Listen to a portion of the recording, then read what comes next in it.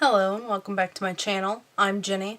Today's video is going to be my April favorites and fails. I do only have 4 favorites and 1 fail, no in-between products. I haven't tried a whole lot of new stuff other than like my BoxyCharm stuff, so this will be a rather short video. I will go ahead and do the 1 fail and get it out of the way. I made an Ulta order a little while ago because I needed some backups and there were a handful of things that I wanted to try, and since I spent X amount of dollars I got a free Soap and Glory kit. I had never tried anything from Soap and Glory before. I do have 1 favorite and 1 fail from this brand, and the first fail is the Sexy Mother Pucker Plumping Lip Gloss in the shade Plums Up. The shade is absolutely beautiful. It does have some shimmers in it, but you can't really tell on the lips. The shade is a gorgeous shade. I do not have it on today. While I love the color, I do not like the formula of this. So I'm, as a whole, not a fan of plumping lip glosses, especially like the Too Faced plumping lip gloss. I hate that one. It burns and stings like no other. It hurts really bad. And this one's kind of the same, but it has more of a like tingly, like buzzing sensation. I've never experienced anything like it before, and I actually really hated it. I think I hated it more than the like stinging, because this felt like my face was going numb. It was like that weird like falling asleep, tingly, buzzy feeling.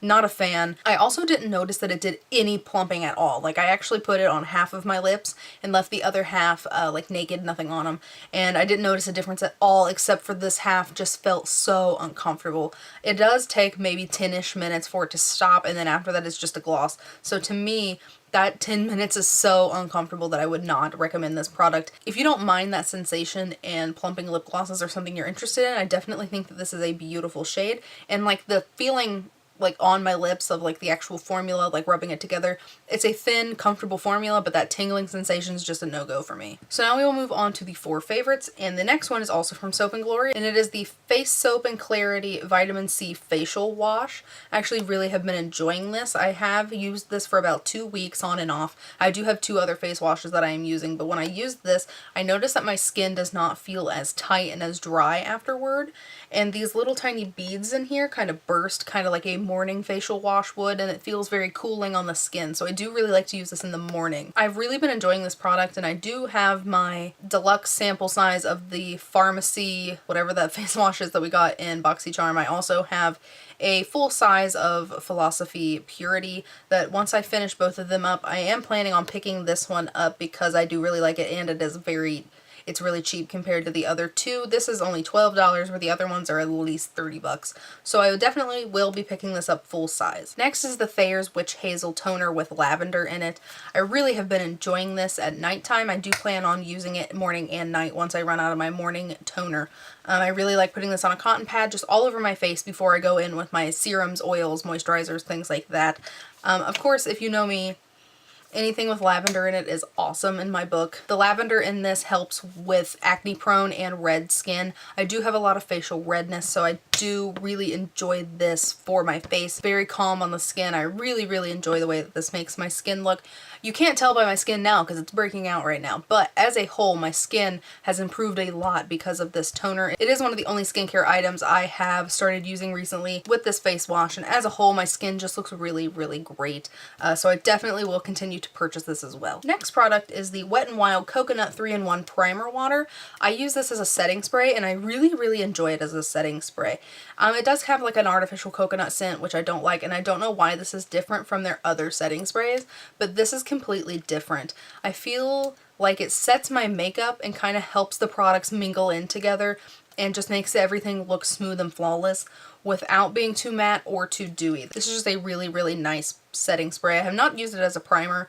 I have no intentions of using it as a primer. I just really like the way that this works as a setting spray, and it's like dirt cheap. I have already bought a backup of this product. Next is the NYX Bear With Me Tinted Skin Veil. I have mine in the shade True Beige Buff. It is in a squeezy tube, so that is a nice perk. So this is kind of like a tinted moisturizer BB cream type product. It has very little coverage coverage. I do have it on my skin today. I think it looks pretty good. I did use a powder that I haven't used in a really long time, and I realized why I haven't used it in a really long time. So I do look a little bit weird in the T-zone, but as a whole, I do like how this looks on my skin. If you are someone who likes full coverage, this is definitely not going to be a product for you. This is very, very light coverage. I do like this on no makeup days where I do apply it with my fingertips. I just rub it all over the skin. I do take a brush kind of down the neck just to make sure everything's smooth and seamless and blended.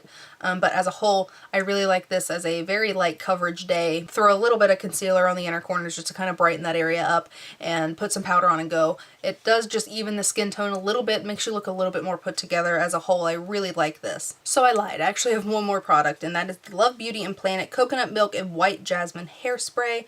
This is in the number 2. They have 1 through 3, so it is the number 2 strength, light hold, and frizz control.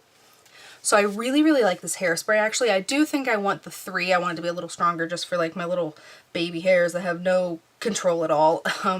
But I really like this because 1, you can see through it, so you can see how much you have left. And 2, it is like an aerosol. Like it has an aerosol type spray without it being aerosol.